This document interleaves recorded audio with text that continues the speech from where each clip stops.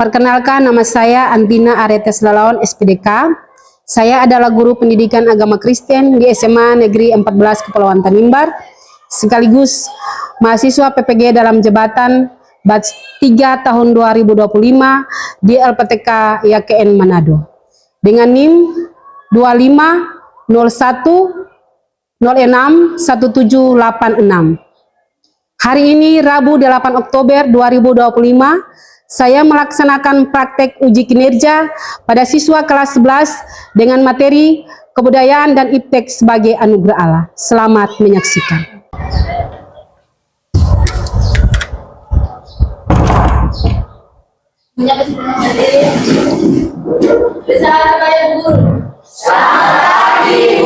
Selamat pagi.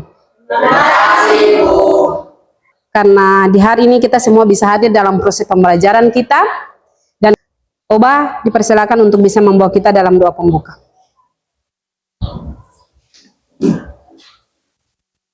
Guru dan teman-teman, sebelum belajar mari kita berdoa.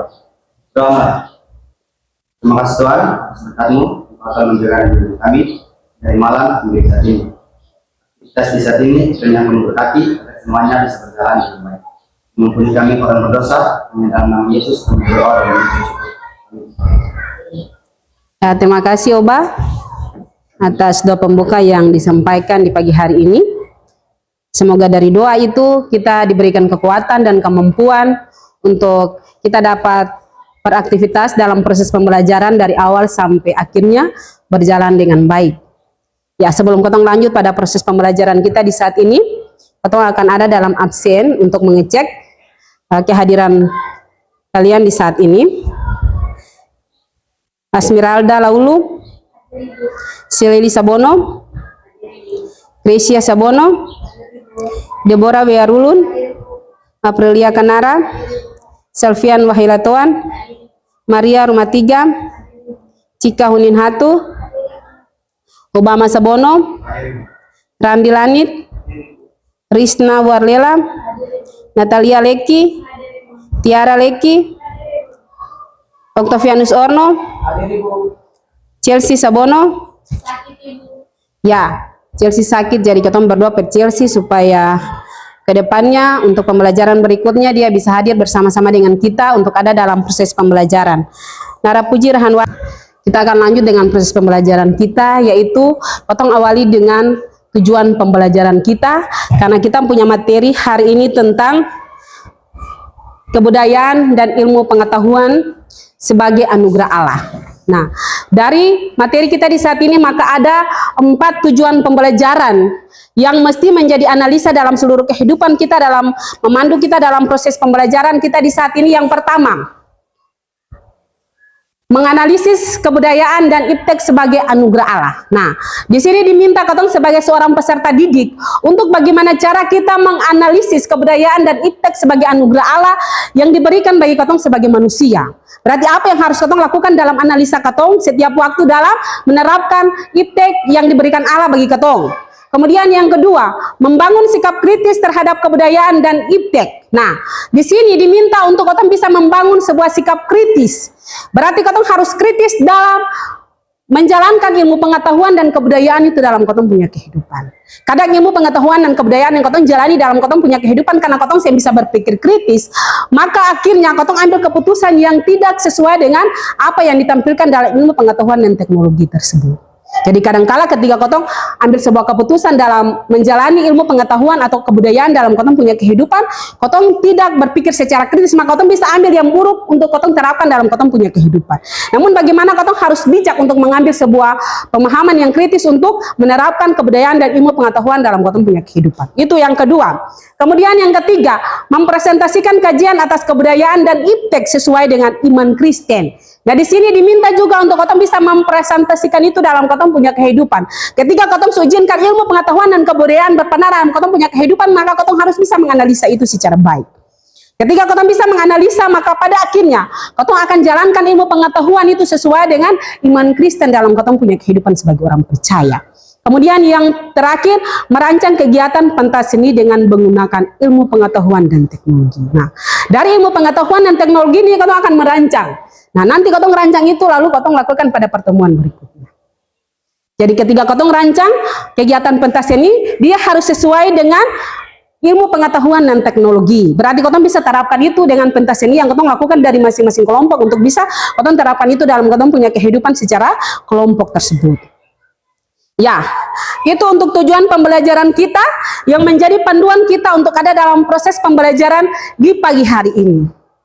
Jadi diminta saja untuk kotong bisa melihat ini, kemudian sebentar ketika ada dalam proses pembelajaran selanjutnya, kotong bisa menjelaskan apapun yang disampaikan oleh Ibu.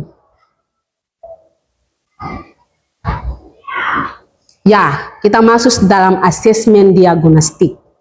Jadi asesmen diagnostik ini ada 4 asesmen diagnostik. Nah, asesmen diagnostik ini dia bertujuan ketika kotong masuk dalam proses pembelajaran, maka guru harus menyampaikan asesmen diagnostik atau sebuah pertanyaan supaya bisa melihat atau mengetahui seberapa jauh siswa itu memahami materi yang akan kotong pelajari pada hari ini. Nah, untuk pertanyaan diagnostik atau asesmen diagnostik yang pertama di sini, mengapa perkembangan iptek dan kebudayaan terkadang menimbulkan kontroversi dan dilematis?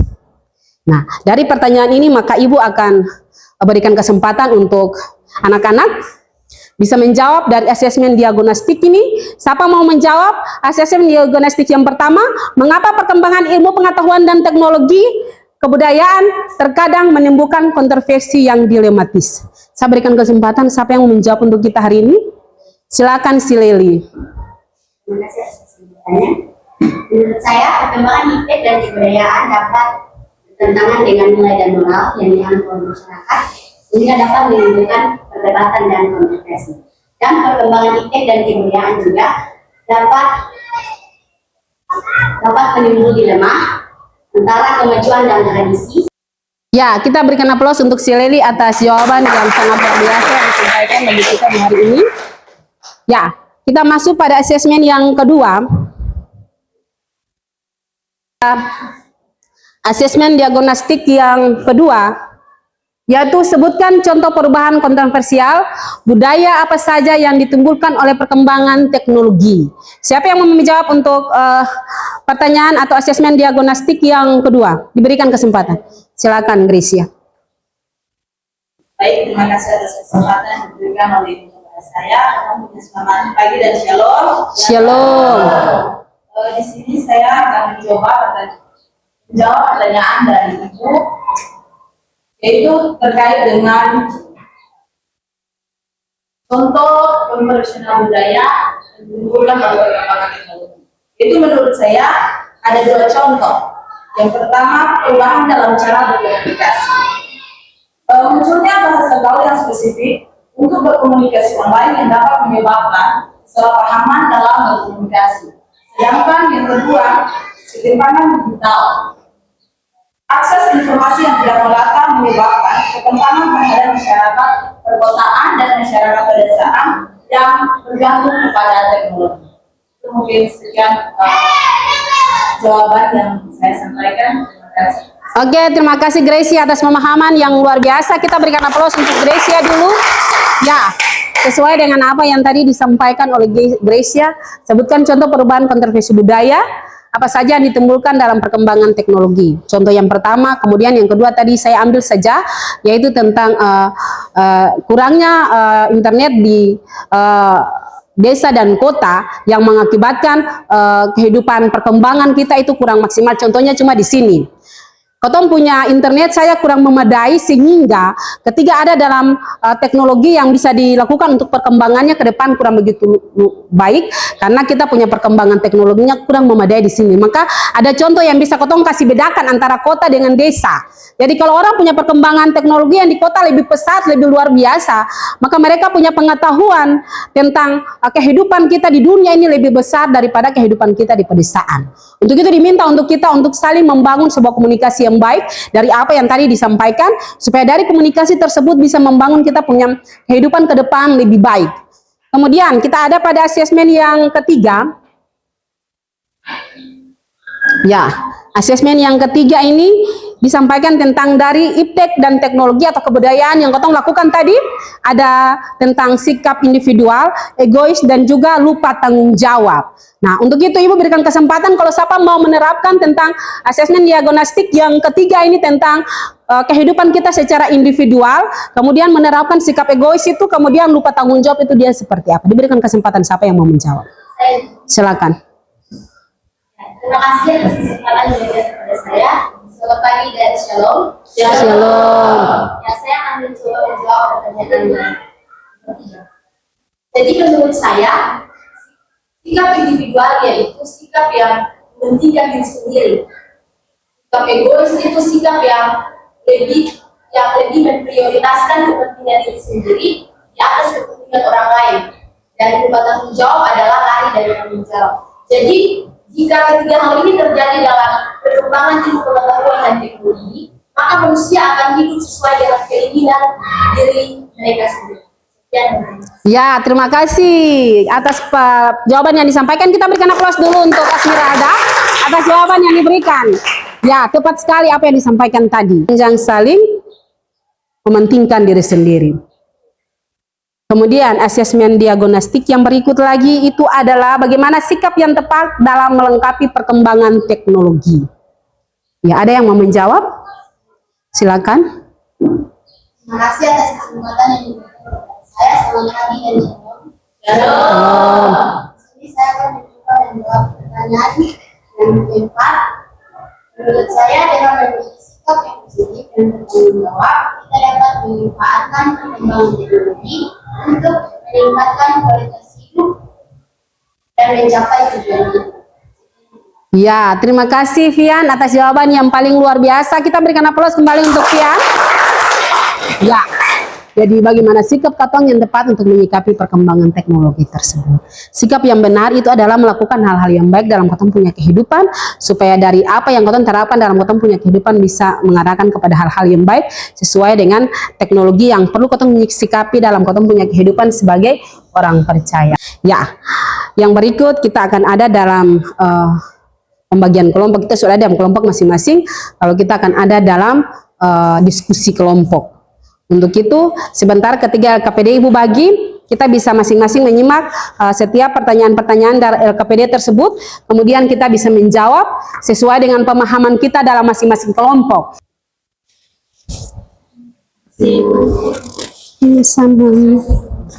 Sama-sama. Ya, dari LKPD yang telah ada di tangan anak-anak bisa diberikan kesempatan supaya bisa mengerjakan LKPD dari masing-masing kelompok, dan LKPD itu bukan satu orang saja yang punya saran atau pendapat, tapi diminta semua kita untuk bisa bekerja sama dalam kelompok untuk memberikan pendapat, masukan, saran kita terkait dengan LKPD yang tadi sudah Ibu bagikan. Diberikan kesempatan mulai dari sekarang supaya kita bisa bekerja, lalu kita bisa ada dalam presentasi bersama.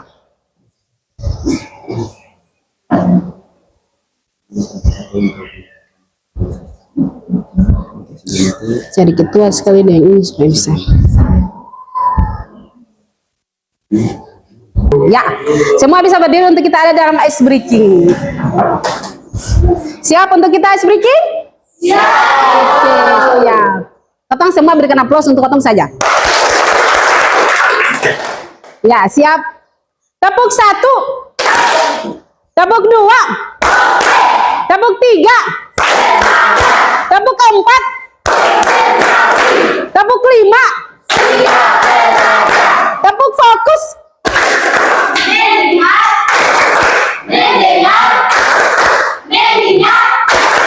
Fokus. Satu kali lebih semangat. Tepuk 1. Tepuk 2. Tepuk 3. Tepuk 4. Tepuk 5. Tepuk fokus.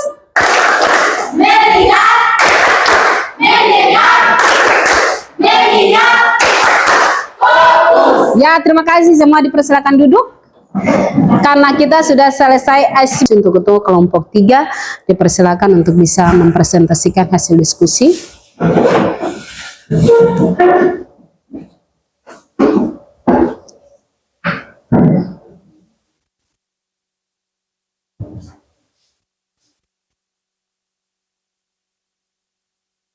Selamat pagi dan shalom semuanya. Shalom. Terima kasih atas kesempatan yang diberikan kepada kami untuk kita untuk memberikan hasil diskusi kami. Itu perkenalkan, nama saya Claudia Kanara sebagai moderator. Di sebelah kanan saya Ibu Rara sebagai ketua dan Maria sebagai sekretaris. Itu kepada ketua membaca soal diskusi apa dampak pengalaman budaya yang dekat bagi semua manusia pada analisis. Jawaban hasil diskusi nomor 1, dampak positif, meningkatkan toleransi dan pemahaman antar budaya. Pengalaman budaya memungkinkan kita untuk lebih menghargai keberagaman budaya ini, dan juga meningkatkan toleransi dan kerja sama. Kemajuan dalam berbagai bidang. Kita telah membawa kemajuan dalam bidang seperti kedokteran, teknologi, dan ilmu pengetahuan yang meningkatkan kualitas hidup dan kemampuan manusia untuk mengamati dan manipulasi lingkungan sekitar.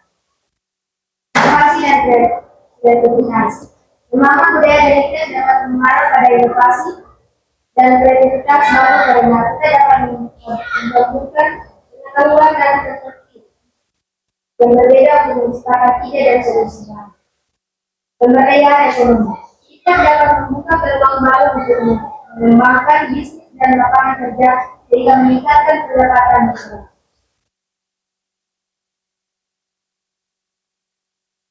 Dampak negatif, ketimpangan ekonomi dan sosial. Kita dapat memperlebar kesejahteraan ekonomi dan sosial antar negara maju dan berkembang. Kerusakan lingkungan, penggunaan teknologi yang tidak terbatas dapat menyebabkan kerusakan lingkungan dan perubahan. Karena polarisasi budaya, kita dapat menyebabkan polarisasi budaya dan penyebaran informasi negatif yang cepat sehingga memicu konflik dan ketimpangan antar budaya.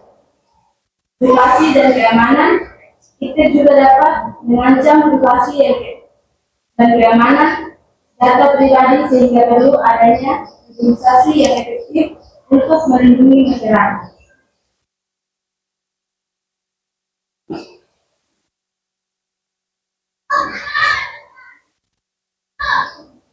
Orang tua banyak kritis dengan kejahatan menyebar kejahatan kritis. Jawaban dalam kritis integrasi yang seimbang pemahaman budaya dan iptek harus diintegrasi secara seimbang untuk memastikan bahwa kemajuan iptek tidak memperburuk ketidaksetaraan dan kerusakan lingkungan. Etika dan regulasi perlu adanya etika dan regulasi yang kuat untuk mencegah penyalahgunaan iptek dan memastikan bahwa kemajuan iptek bermanfaat bagi manusia. Dan presentasi dari kami. Selamat pagi dan shalom. Shalom. Ya, kita kembalikan kelompok sudah ke tempat dengan tepuk tangan yang meriah.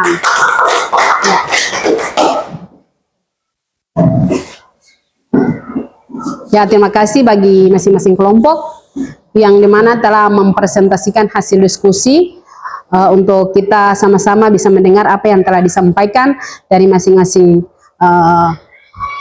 kelompok dari hal yang telah disampaikan untuk hasil diskusinya. Apa yang Tong sampaikan tadi dari hasil diskusi, maka ada di depan sudah dilihat dalam fokus kita bahwa fakta bahwa teknologi mengalami sebuah perkembangan. Ada fakta ya, fakta yang tidak menerangkan bahwa teknologi itu dia merupakan hal yang ada pada perkembangan yang baik. Nah, Kotong lihat untuk yang pertama di sini kemampuan teknologi apa yang dimiliki Adam dan Hawa setelah dia jatuh ke dalam dosa. Jadi ketika Kotong sampaikan apa tadi tentang hasil diskusi, maka yang bisa Kotong lihat kemampuan teknologi apa saja yang dimiliki Adam dan Hawa ketika dia jatuh ke dalam dosa. Sebab Ibu mau menerangkan lebih lanjut, ada yang bisa memberikan pemahaman terkait dengan kita punya materi yang kelanjutan untuk kemampuan teknologi apa yang dimiliki oleh Adam dan Hawa setelah dia jatuh ke dalam dosa. Ada yang mau menjawab? Silakan Nara. Ya. Pagi dan shalom. Shalom. Saya akan mencoba untuk menjelaskan. Jadi menurut saya ada dua kemampuan teknologi yang ada dan Hawa yang berbeda dalam dosa. Yang pertama, kehilangan kemuliaan Allah. Adam dan Hawa kehilangan kemuliaan Allah. Sebelumnya mereka berpikir bahwa mereka sedang berpakaian, ini mereka telah mengetahui bahwa mereka tidak berpakaian. Kedua, kerusakan hubungan dengan Allah. Dosa menyebabkan kerusakan hubungan dengan Allah. Ketika Adam dan Hawa melakukan perbuatan larang, mereka langsung mengetahui bahwa mereka sedang terlanjur. Dan itu Adam dan Hawa bersembunyi dari hadapan Allah karena mereka. Ya, terima kasih Nara atas jawaban yang luar biasa. Kita berikan aplaus dulu untuk Nara. Masih ada?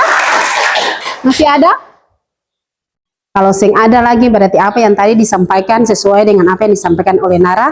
Kemampuan teknologi apa saja yang dimiliki oleh Adam dan Hawa setelah dia jatuh ke dalam dosa. Nah, kalau kita lihat kemampuan apa yang dimiliki oleh Adam dan Hawa, ketika mereka jatuh ke dalam dosa, maka Allah sudah usir mereka keluar dari Taman Eden. Nah, ketika mereka keluar dari Taman Eden, maka yang harus dilakukan adalah kehidupan mandiri tadi. Nah, ketika dia mandiri, maka dia bisa berproses dalam kehidupannya untuk dapat mengembangkan hidupnya ke depan, untuk kebutuhan sehari-harinya. Otomatis di dalamnya pasti dia bekerja untuk memenuhi dia punya kebutuhan. Dari apa yang tadi disampaikan, dia sudah hilang kemuliaan dari Allah. Nah, dari hilang kemuliaan dari Allah itu, maka otomatis bagaimana cara dia bisa membangun dia punya kehidupan ke depan sesuai dengan ilmu pengetahuan dan teknologi. Jadi itu fakta yang perlu kita pahami itu secara baik.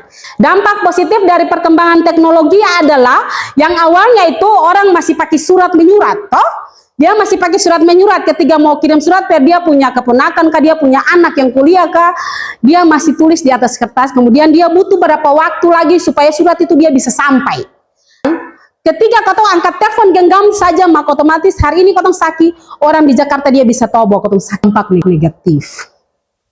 Tuhan dia menciptakan manusia itu sesuai dengan rupa dan gambarnya. Jadi kau diciptakan sesuai dengan gambar dan rupa Allah. Kemudian kita lihat tentang kebudayaan dan iptek adalah mandat atau budaya perintah Allah kepada manusia dari Kejadian 1 ayat 26. Bunyinya, Allah memberkati mereka, lalu Allah berfirman kepada mereka, dan cuculah dan bertambah banyak. Bila bumi adalah perbuatan, berkuasalah atas ikan di laut dan burung di darat, dan atas segala binatang yang berada di bumi. Ya. Dari Kejadian 1 ayat 28 itu merupakan perintah Allah ya. Mandat atau perintah yang diberikan Allah bagi manusia. Maka lakukan itu adalah dia beranak cucu dan bertambah banyak, penuhi bumi ini, namun tanggung jawab manusia itu adalah dia menaklukkan semua hasil ciptaan Allah selain manusia. Bersama di saat ini, jangan ketinggalan tapi jangan meninggalkan Tuhan. Itu kasih supaya ketika kau belajar dan pada akhirnya dari hasil belajar tersebut kau akan bekerja. Kau belajar, bukan saja belajar lalu lihat saja, tapi kau bekerja. Kau lihat apa yang diterapkan oleh setiap guru, pada akhirnya kau juga harus bekerja. Nah, dari bekerja tersebut maka kau bisa menikmati. Jadi orang kalau belajar dengan sungguh-sungguh maka dia akan menjadi seorang guru. Dia akan menjadi seorang dokter.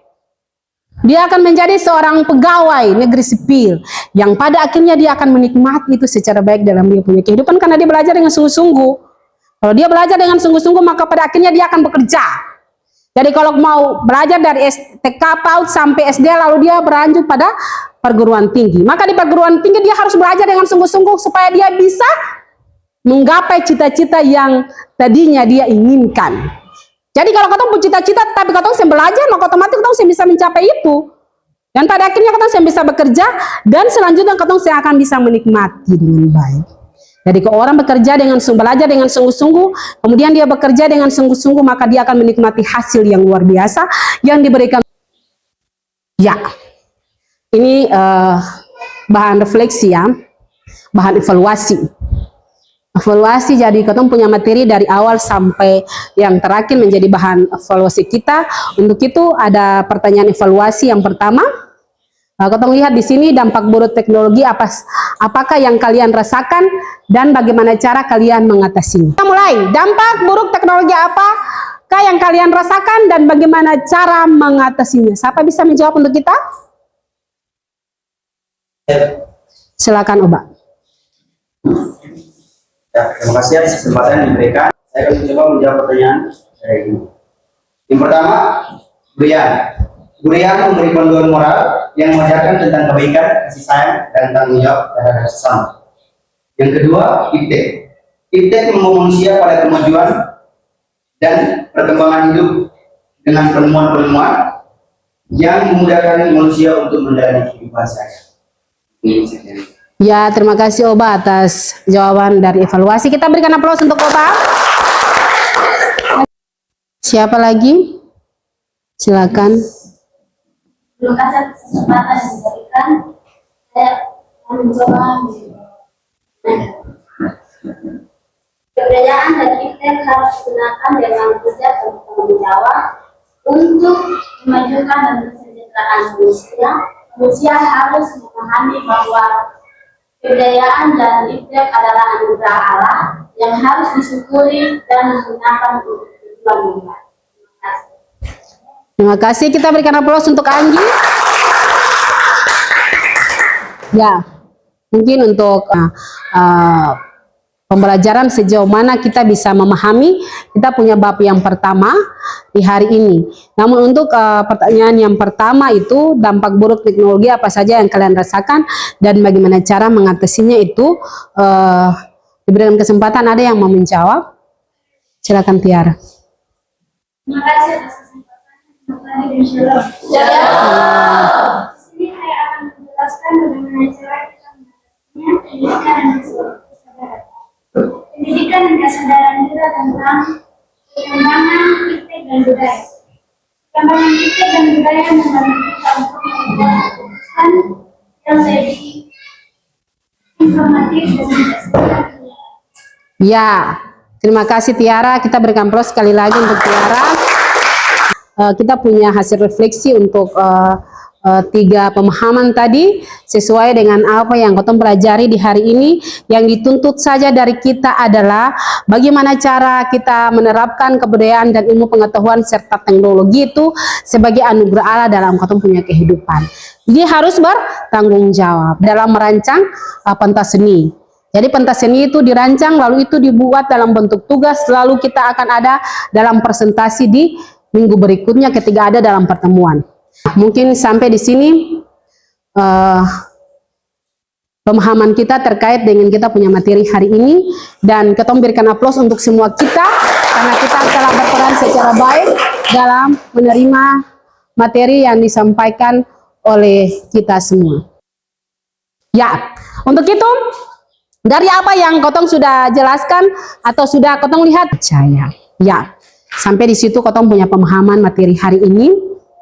Dan sampai di situ Kotong punya pertemuan, lalu Kotong akan menutupi pertemuan kita di hari ini dengan dipimpin doa oleh Gracia, lalu membawa dalam doa penutup.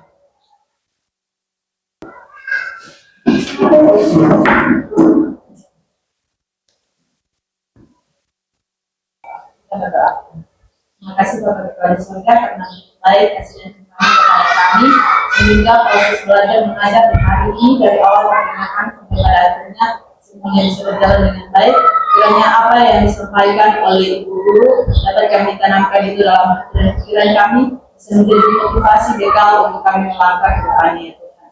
Ya Tuhan, seluruh tugas dan tanggung jawab kami masing-masing memberkati agar kami dapat melaksanakan semuanya itu dengan baik. Mampuni kami orang berdosa hanya dalam nama Tuhan Yesus kami berdoa dan berjanji. Dalam Tuhan ada kemuliaan dan keselamatan. Amin. Ya, dari doa yang telah dibawakan oleh Gracia, maka berakhir pula pertemuan kita untuk pembelajaran di hari ini, dan Tuhan Yesus memberkati kita semua.